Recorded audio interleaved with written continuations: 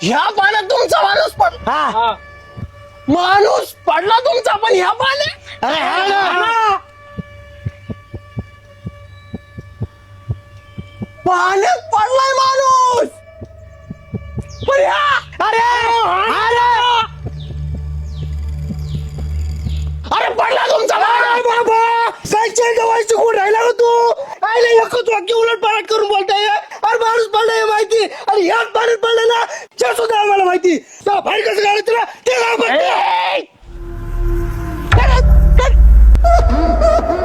तेच तर सांगतोय.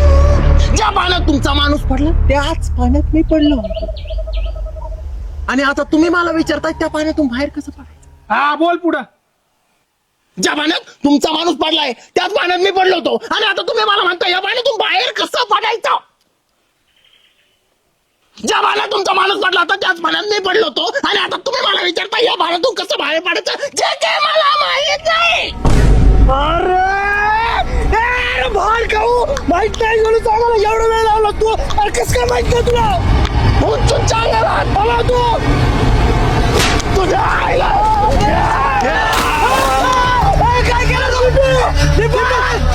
जय भूतचूत. अरे काय केलं तू? अरे काय त्याला खाऊन टाकलं आतमध्ये? ज्याने लावला भूतचूतला हात तो डायरेक्ट पाण्यात. होय यार मुंगा बाहेर आला.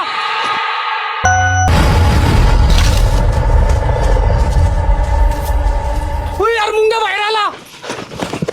होय बरं आहे तू? हा तुला काय झालं नाही ना? हा बरं आहे ना? पाय बी बरं आहे ना तुझ्यावाले?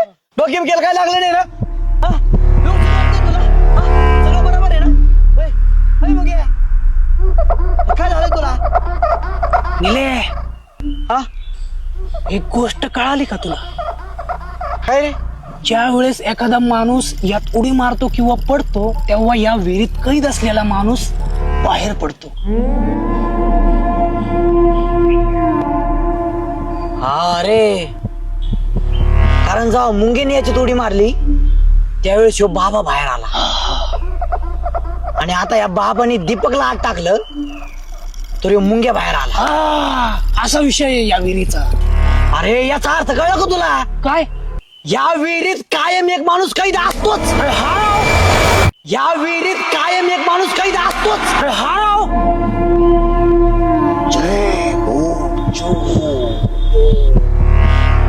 पण दीपकला बाहेर काढायला हात कोणाला टाकायचा?